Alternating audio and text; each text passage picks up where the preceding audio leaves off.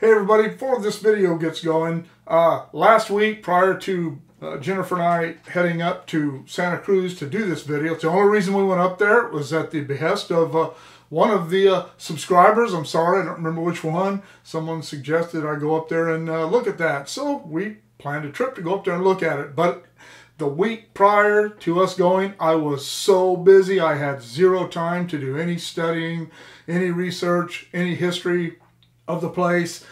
It's the locomotives. I had no time to do anything, and we didn't get up there till about 10 o'clock Friday night, and we had to be at Felton to get on to do the train thing at noon the next day. We overslept. By the time we got something to eat, we had to just haul butt up there, and I had no time to look into any of this. So before we get started, do just a couple of little historical notes about the Roaring Camp Railroads. When this land was purchased back in the mid-1800s, the guy that purchased it had his wife come out and check it out because it was so beautiful when she got out here and looked at all that. And after she having seen all these desolate areas where so much forest had been clear cut, she informed her husband, and I don't know if this is a wives' tale, no pun intended, or not, but she told her husband, "You're not cutting this down." And in 1867, the Big Tree stand of coastal redwoods became the first virgin stand of coastal redwoods to fall under the Protection Act. It's always been protected and will be in perpetuity. In 1875, the Santa Cruz and Felton Railway, which was the original railway that did logging in other areas and served this area, began running excursion trains up to to the Big Trees, to what is today Roaring Camp. And that train also did excursions to the Santa Cruz beach up to the boardwalk, and those trains both still run today, although even though the Roaring Camp, the Big Trees narrow gauge railroad that this video is going to be about, operates year-round. The beach train only operates during certain times of the year. I don't recall. You'll have to look that up. In 1985, the Santa Cruz and Felton became the Santa Cruz, Big Trees, and Pacific Railway, and that's the one that operates the standard gauge line. And the Roaring Camp and Big Trees is the narrow gauge that we're going to be riding on in this video, and it began operation in 1963. Two locomotives that you'll see here today are the number one, the Dixiana, the Shay that was built in 1912 by the Lima Works in Lima, Ohio, and it was built as the number 2593 in 1912. It weighs 42 tons, and it was the first locomotive acquired by the Roaring Camp and Big Trees Railroad. The other locomotive you'll see is a Heisler type. It is called the Tuolumne. It was originally ordered by the Hetch Hetchy and San Francisco Company. It was built in 1899 by the Stearns Manufacturing Company in Erie, Pennsylvania. It weighs 37 tons and is the oldest operating steam locomotive of its type in the world. All right. They have I think there are 3 other operating locomotives, but these were the only 2 that were running that day. You can go to the website of the Roaring Camp and Big Trees Railroad and look up all the information on all the other equipment that they have up there. It's really cool. All right, let's get to the video. Hey everybody, how's it going? Well, came up here to Santa Cruz to check out the Roaring Camp steam train up here and the museum. See the water tank there behind us. The train isn't in yet. We got about 20 minutes or so before it gets in. We'll take a putt on it. But pretty neat place so far. So let's start checking it out. Say hi, babe. Hi, babe. Got a little blacksmith display here for all of you who know me. You know that my dad was a farrier, a horseshoer, when I was a kid, and he did blacksmithing until he was in his early 70s. And if you think you don't need to be a badass to do this stuff, you are wrong. I'm just playing.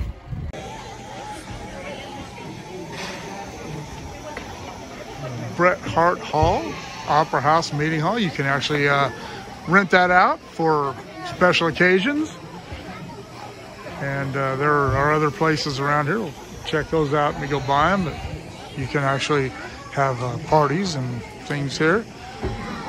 General store, a restaurant.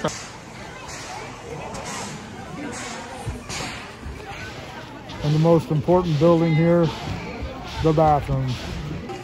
They have this little thing here where you can go in and pan for gold.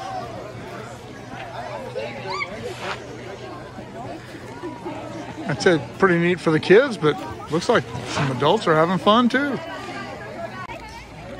Little place here for the kids to play on some pedal tractors. Got them hay bales, keep them under control at the high speeds I'm sure they achieve. There you can see a little picnic area. Looks like that may be a private party up there. As I was saying, this is one of the places where you can do that. But they do have picnic tables here where you can get yourself something to eat. There at the restaurant, come out here and have a bite. This is the depot. We actually got to go to that window right there and get tickets. We actually, I bought our tickets about 2 weeks ago, I think, but we still had to go to that window and pick them up.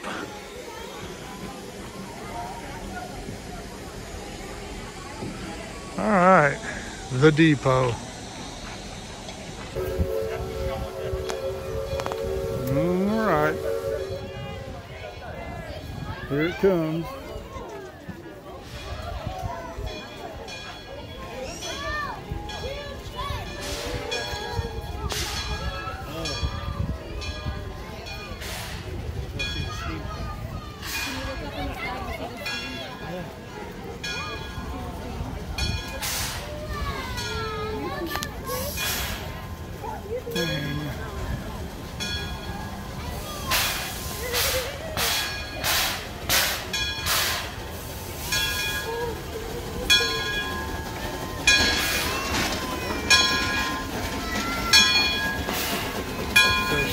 Gear-driven locomotive.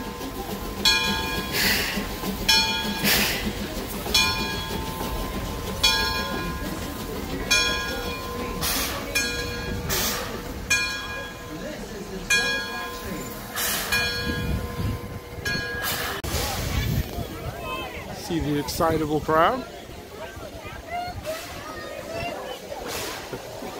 Dixiana.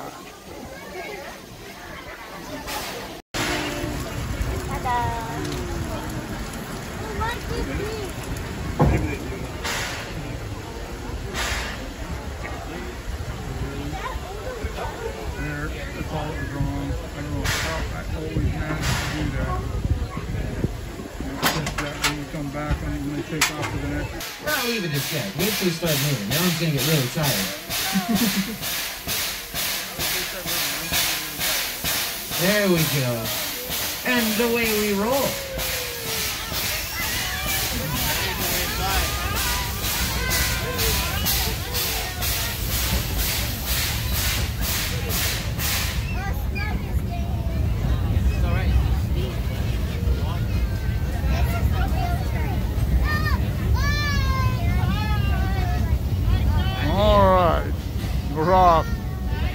Everybody got on the train, and as it turned out, a lot of the people weren't even supposed to be on this one. In just a moment, you're going to hear some Morse code. Not that we had to fight for a seat or anything. You're going to...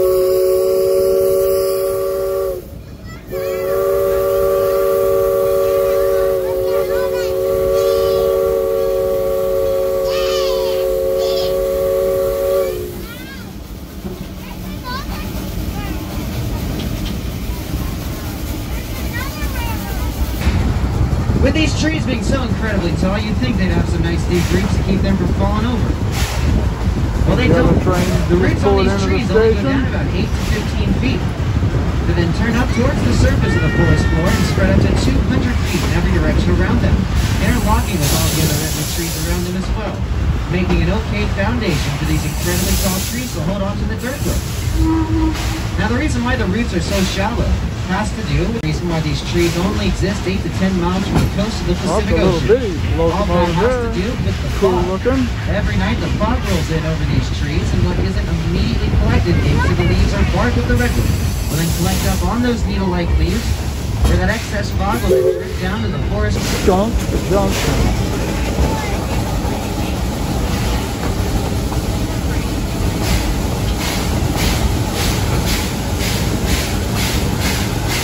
Pouring the coal to it.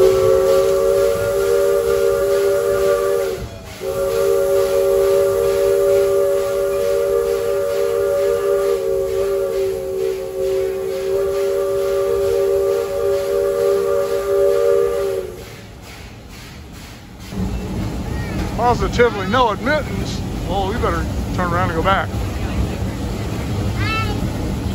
Hi. What's your name? Jay? Yeah, that's my dad's name. Oh, well, you guys are going to be on my YouTube channel. Nice. I'll give you a card before we leave. What? We have a vacation. It's in the woods. Yes, it is. It's pretty cool, huh? Yeah, it's a big, place. It's like a big house. It's like a big house. Yeah, fun? Yeah, our other vacation had a pool. Did you? Yeah. All right, here we come into the big trees.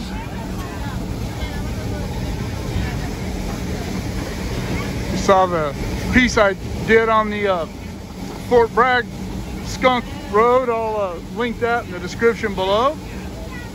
Went through very similar scenery. Draw a cool little trestle coming up here. This is a narrow gauge railroad, so that means the train tracks we're going on right now are only 3 feet apart from each other. Which is Oh, it's 3-foot gauge. Modern American standard gauge of 4 feet 8.5 inches, like Caltrain, Amtrak, Union Pacific, or any other freight train you see blasting through your town. Now, this magic number of 4 feet 8.5 inches for their rail distance actually comes from the imprints left in the ground by the Roman chariots of the Roman Empire. They figured out that a wheelbase that wide was just barely wide enough to fit 2 full-grown horses between the wheels of the chariots they were pulling. And back when they were first designing railroads, guess what? They were still using horses. So this number just made sense. But later, once steam locomotives became more popular, so did their all-wheel See how much drive. elevation we Here, gained just from shady back there. walking locomotive at the front of this train. We consider 3.5% to be pretty much flat. Because as we make this next right-hand turn, we're going to start climbing an 8.5% grade. Wow. Which is incredibly steep for a train. It's incredibly steep for a car.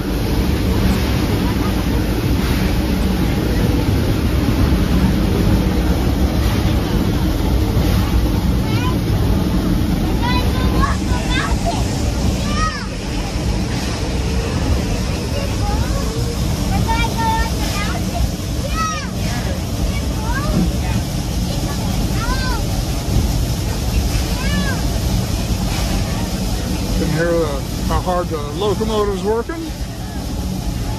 Certainly isn't struggling, but it is working hard.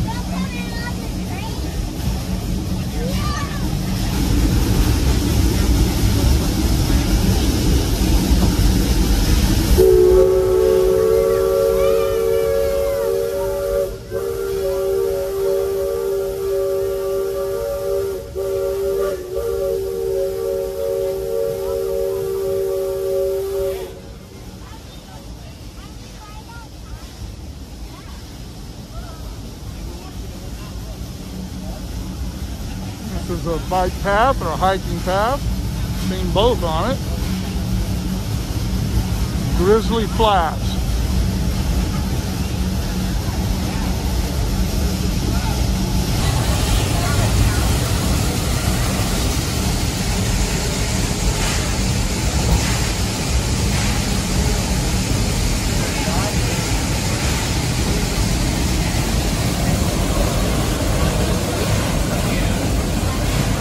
Like the grade must be lessening a little bit. Got a lot of spare rail along here. I don't know if that's rail they took out previously or rail they're going to put in at some point. Deer Valley. Oh dear. Go up between some of these big trees, a little tight squeeze. Really cool, beautiful up here.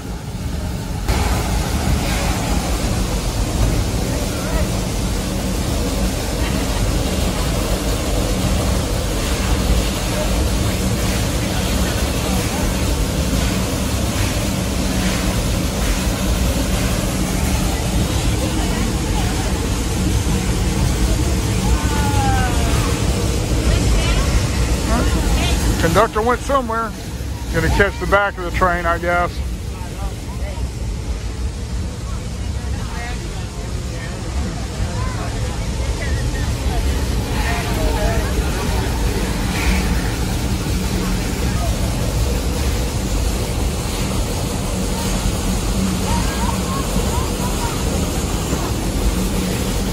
Our train's now location on this railroad.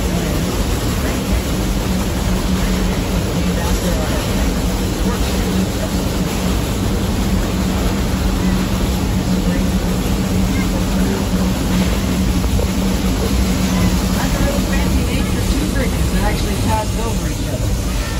They had a rolling grade of about 6% and formed a giant loop. And they were great at gaining elevation until one day in 1976, when a group of misguided activists came down here and they took one look at our authentic recreation of a logging railroad and thought that we were actually logging. They then doused both our trestles in gasoline and lit them from the bottom, resulting in a 300-foot fireball that rose above the redwood forest canopy that burned for 2 days straight. Once we finally put those fires out, they deemed both our trestles as complete losses. Now this presented Warren Camp with a pretty interesting problem. That problem being we could no longer get trains up or down this mountain. We decided to bypass. I don't know if you heard what he was saying, but they had trestles that crossed each other up here, and activists came up here, saw this recreation of a logging railroad and thought they were logging, and doused them in gasoline and caught them on fire. But after 6 months of construction, that track crew found out. See the old trestle? They built the steepest pair of narrow gauge tracks in this entire continent. We're about to go up them fully loaded. Backwards. Thank you, Roaring Camp, the most backwards railroad you'll ever trestle that so please hold on tight. was vandalized.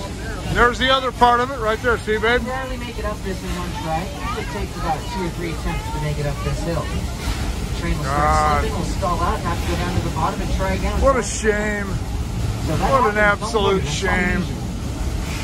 All right, we're going to do some switchbacks here to gain the elevation that they lost by the burned trestles. Switchbacks, before the days of, especially in the old logging railroads, switchbacks were really common. And on railroads like the Great Northern and Northern Pacific,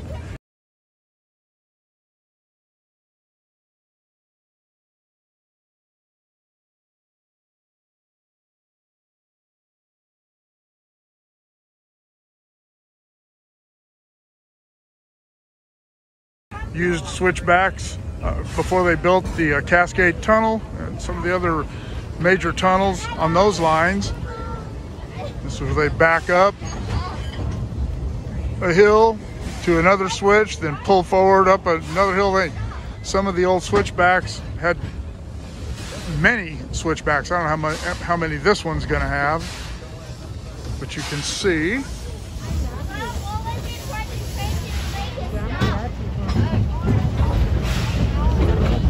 Backing up a pretty steep hill, according to this guy, the steepest narrow gauge grade in the United States.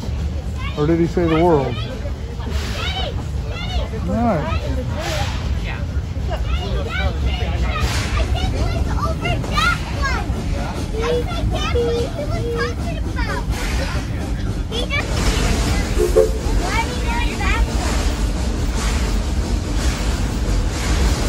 Yep, hearing slipping.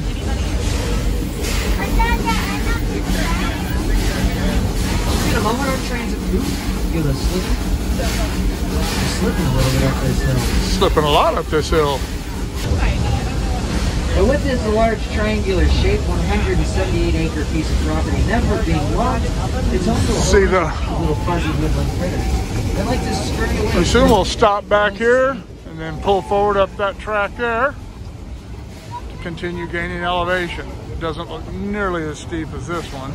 We got foxes, raccoons, skunks, squirrels.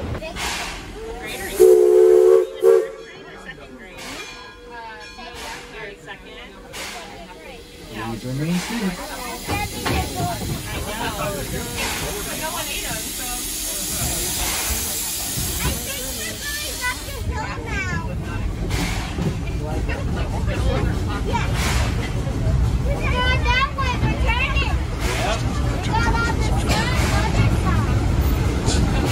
Now the roots on the redwood trees are actually the oldest living things on planet Earth. The roots on these coastal redwoods can live for 10,000 years. Part of the tree we can see sticking out of the dirt, that part of it lives for 2,200 years. A lot less. Once that tree gets that mature age, it comes all over.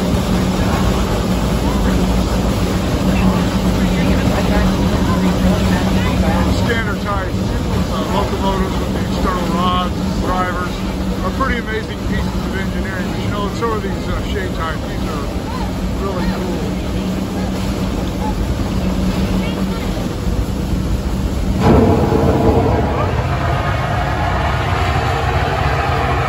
Blowing down the boiler.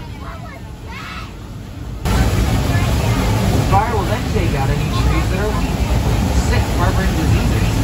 Once those trees are gone, it makes the forest a whole lot healthier. It also clears paths for sunlight to get to the forest floor. And lastly, the fire will release the seeds out of the redwood cones just a little bit more than usual, giving those seeds nice nitrogen filled dirt with plenty of sunlight and space to sprout it.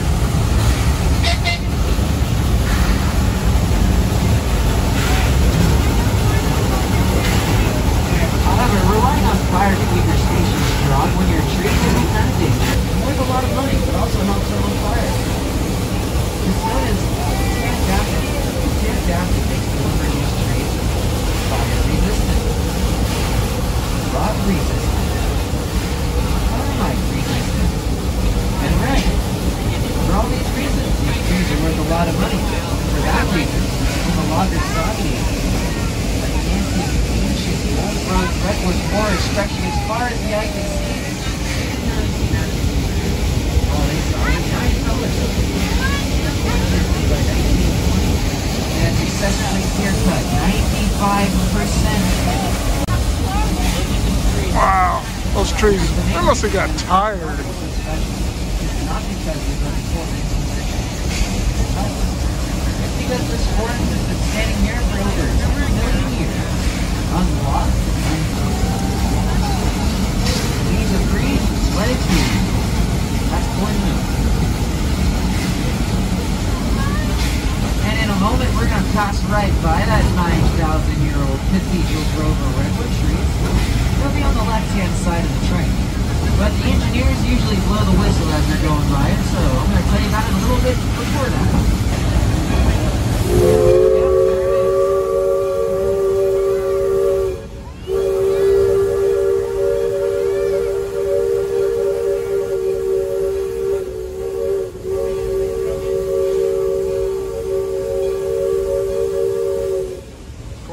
Said that grove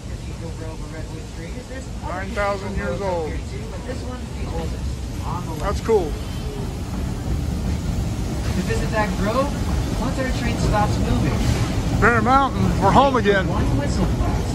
That's our engineer telling us the look. Gonna take a break here, I guess. Please do not stand until you set the retainers. Head back down the hill. Cathedral Grove is located behind this train. As you saw, we just passed it. Pumpkin patch, that's cool. On the top of this hill in that little red building. And the pumpkin patch is right here, smack dab in the middle of everything. You can see the gear drives on this. The side rods are right there. There's the cylinders. They're mounted vertically. And they drive these gears which gives the locomotive a lot more tractive effort than a standard side rod type. Very cool. Well, about the time I decided to come over here to get a clean shot, everybody else figures out that you can come over here. That's all right, though.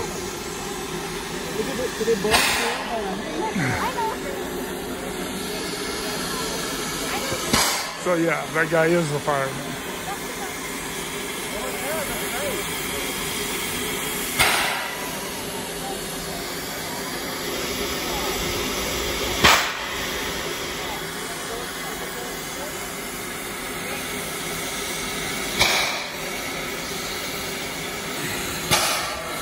And you can see firebox there. I don't know a lot about these locomotives, just the very rudimentary knowledge of how the gearing works.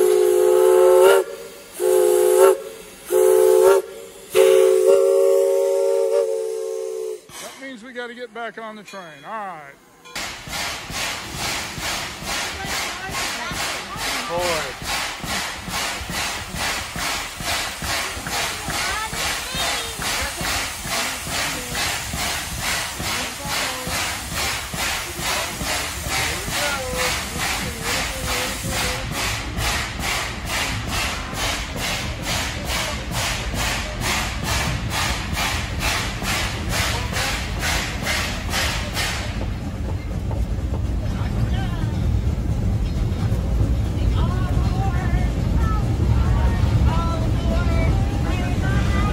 I don't know what that sharp steam exhaust, I don't know how that relates to when the train's pulling hard. I don't know. I'm not an expert on steam locomotion. If some of you are, which I'm sure you are, please leave the comments below why they do that with the Shea locomotives.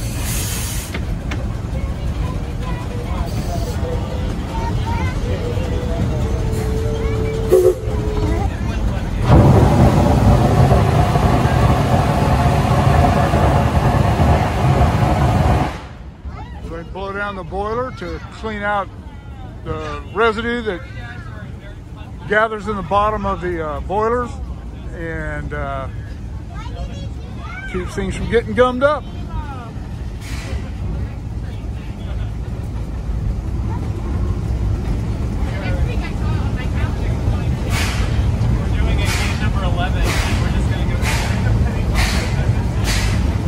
In a moment, our train's going to roll to a stop, but please remain seated while we're stopping. We just went through a big circle up here, and I got to change the train tracks so we can start going down this road. And that is the track we switched off onto, going up to where we stopped the train, where they stopped the train, and made the loop around to head back down the hill.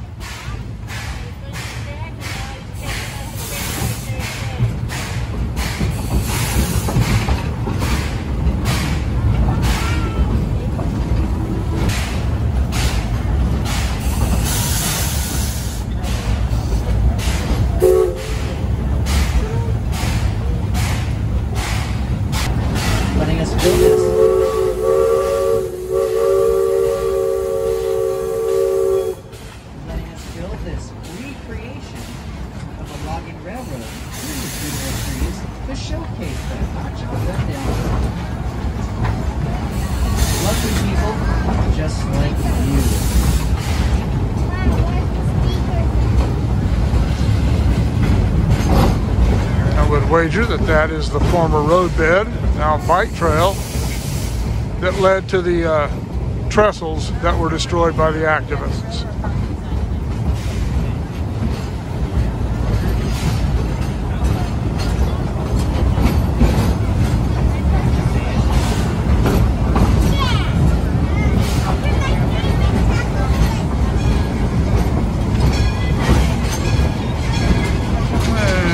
See the old trestle down there.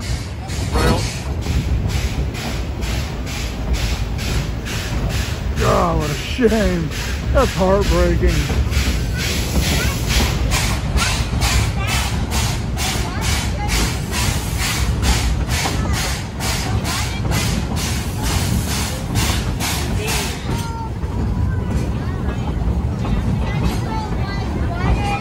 see the switchbacks down there below us. We will be on those shortly.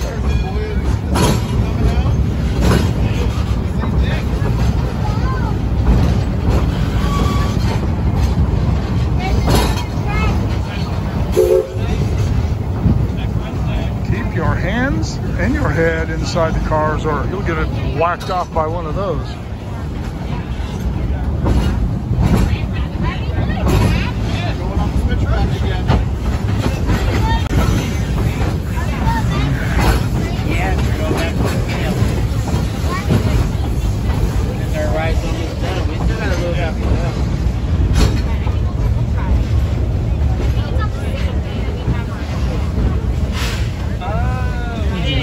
Curves are sharp enough that you can't even see 6 cars around most of them.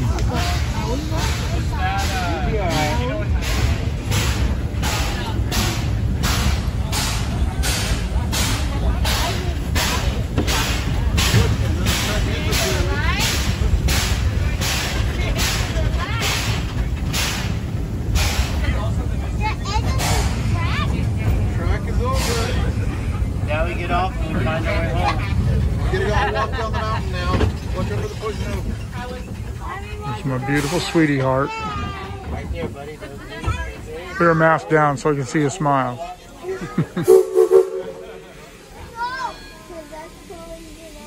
Untitled.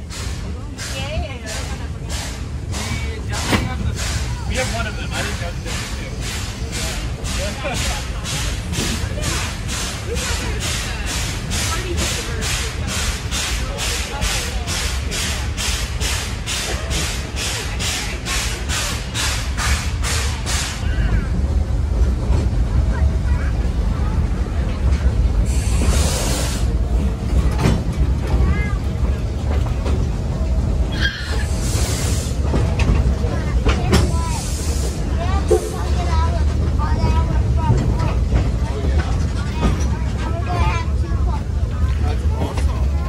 So this is where he was talking about getting off and doing a switching out up at the top where I was mistaken again. You guys all ought to be used to me being mistaken by now though.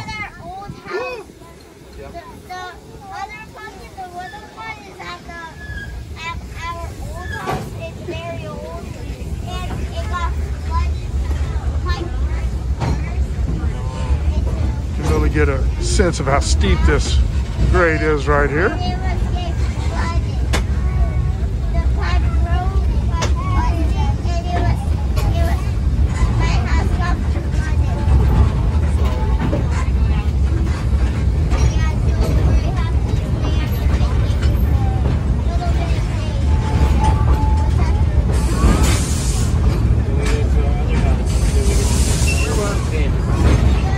See the line down there where we'll head back that way at the after this next end of the switchback.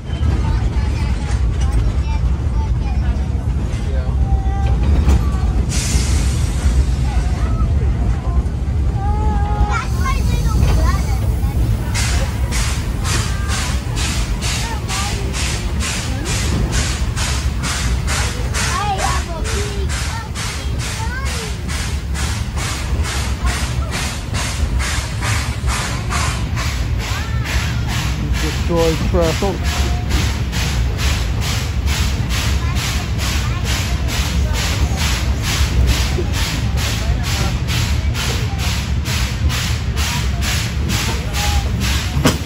Oh, what was that?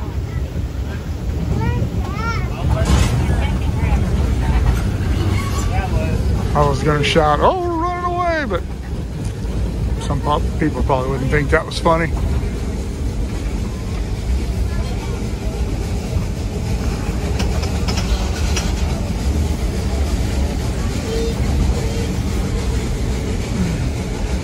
See that, and then this part of the trestle here crossed over itself down there.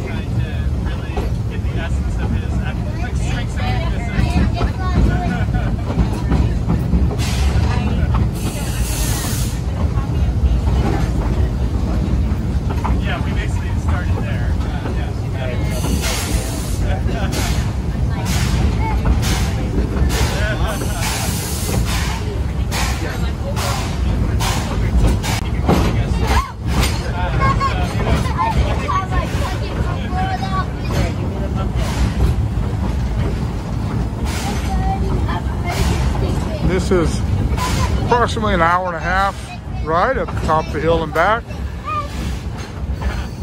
Now those redwood trees are fire. Seemed like it would have. They are not fire. Seemed like it would have seemed longer, but actually it's almost over already, and it doesn't seem like it's been that long at all. It'll work its way through that soggy bark at the base of the tree. It's not drop down. Fuel. The fire will work its way through that soggy bark.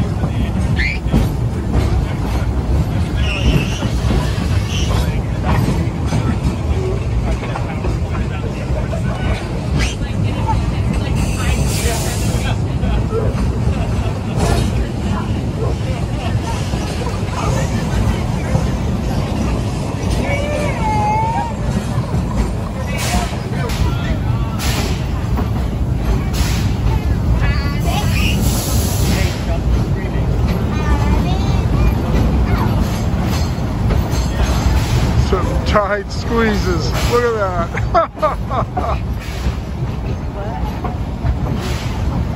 The top of the cab actually rubs against that tree. There's a tree's got a notch in it from it.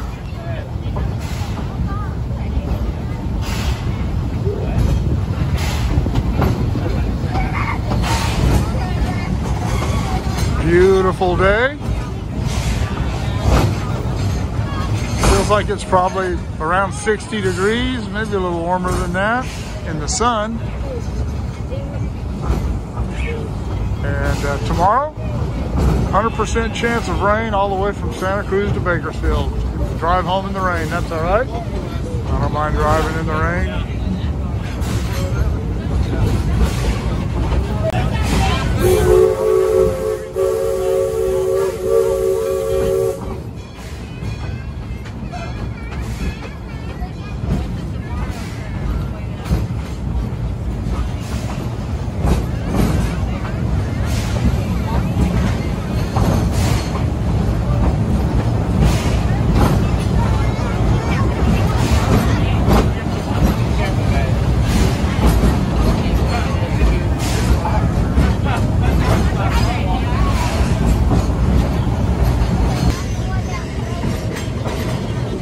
See that more than 180 degree curve here across that trestle.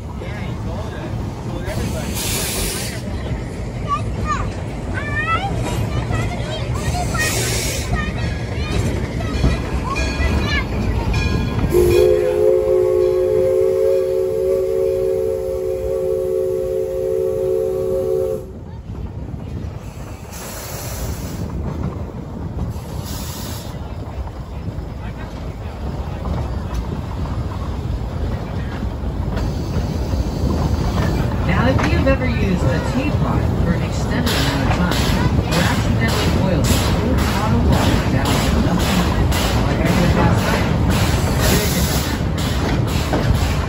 Okay, find a whole bunch of random minerals at the bottom of that pot. Let the water evaporate out. Drop it up. Well, when it boils.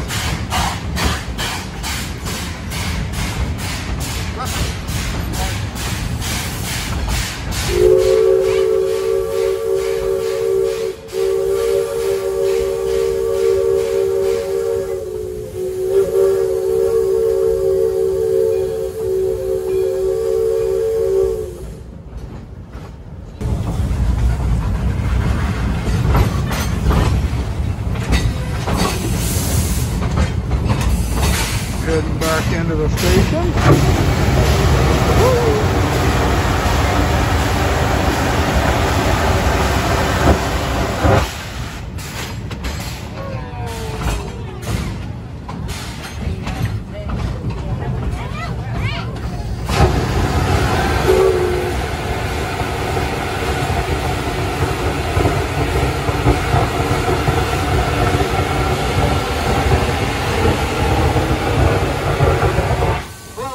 The cleanest ducks and turtles in all the western United States. That's right, we steam clean them here. And they love it until they get too close. Then they become the special at the restaurant. Now with that parting piece of information, on behalf of our engineer Ray on that whistle, your fireman Donnie on the bell and blowdown, and your conductor Charles on the annoying voice, I'd like to thank all of you for coming on down. At least he knows it. Without your help and support, we wouldn't be able to keep these pieces of history rolling. So thank you for taking time out of your day to ride our train. Thank you. If you enjoyed this trip and maybe learned something, remember my name is Charles D. Clevis, and this is Roaring Camp Railroads.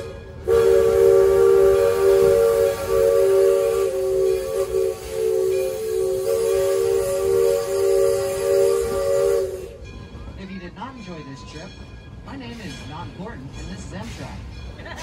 If you're feeling a little hungry That was funny. after your incredibly long journey, George's Cookhouse is open, offering the finest amusement park food in all of Felton. This is also where you can pick up your box lunches. As you probably just smelled, the restrooms are located in this large red building we're currently passing. Now as we roll into the train station, please remain seated until you hear one short whistle blast. Just like their mouth. We gotta line up this whole steam locomotive perfectly with the water tower. So please, please do not stand until you hear that whistle.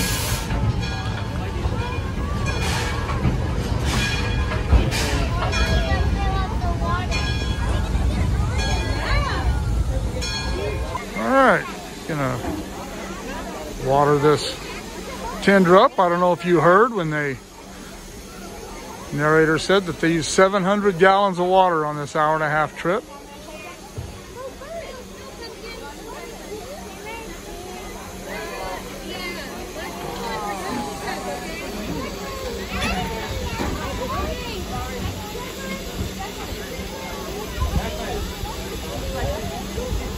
Is there a pumpkin in there, dog? He wants you to pick him up with me. Oh, you want to see it?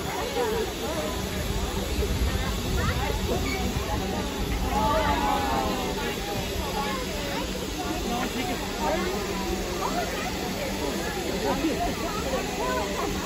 It must weigh like 40 pounds. 38 pounds of that. All right. Say pumpkin pop.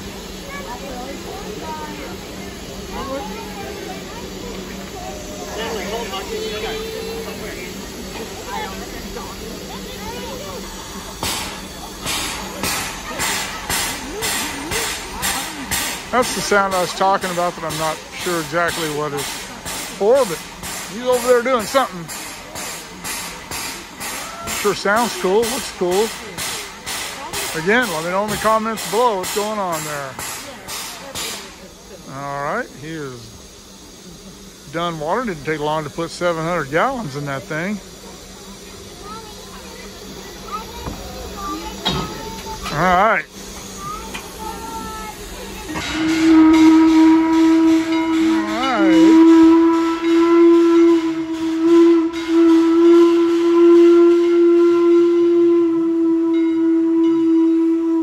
Here comes the other train.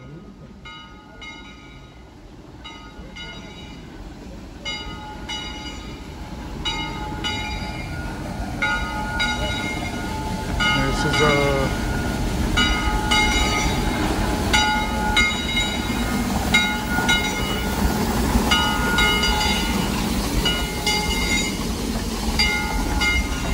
that is a center gear drive.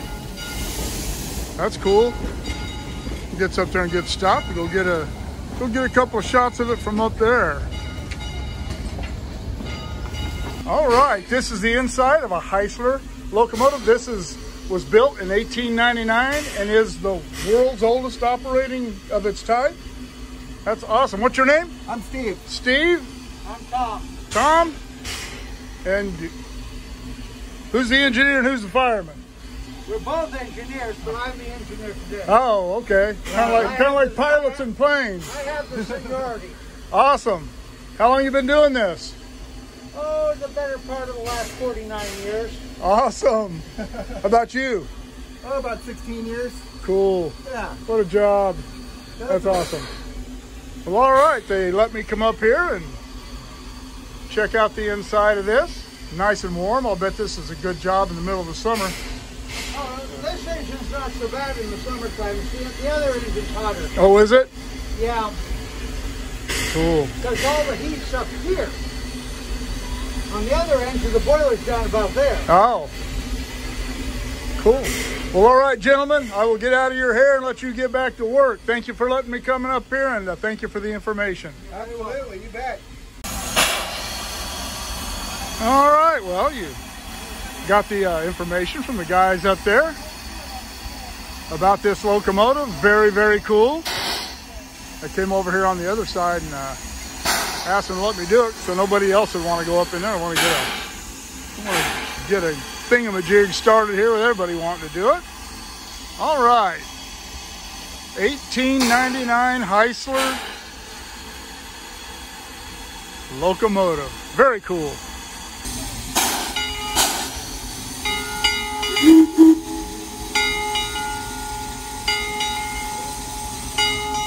Yeah.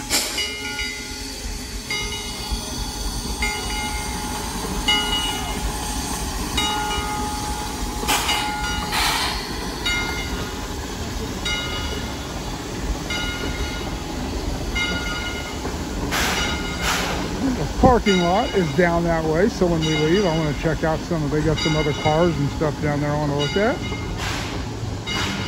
Don't know if they have an engine house down there or not, but I'll tell you what, we'll find out.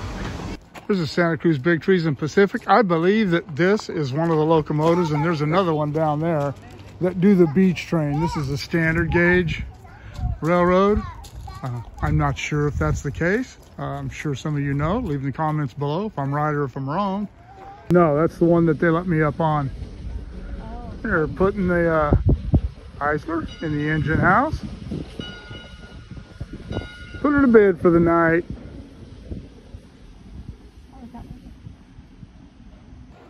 Well, that'll conclude our visit to the Roaring Camp Railroad and a ride on the train, checking some of the stuff out that's around here. I hope you all enjoyed it as much as we did. Probably not, because being here was a lot of fun. So anyhow, keep shooting me the ideas. Leave in the comments below. Shoot me an email at motorport59@gmail.com. Like, share, subscribe, click on the bell if you want to be notified of future content. We'll see you all on the next adventure.